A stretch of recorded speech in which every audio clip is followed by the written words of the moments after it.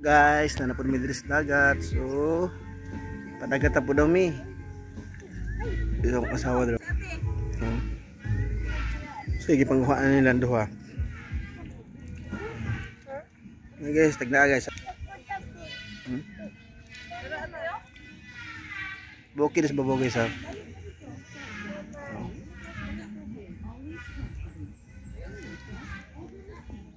Kamu na itagna guys sa dapita.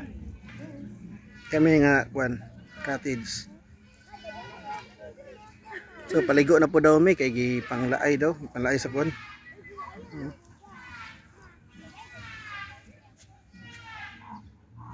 Ta hulaan nyo asa dapita ni. So sa taman kung maging hugunas. Hunas kayo. Ayan.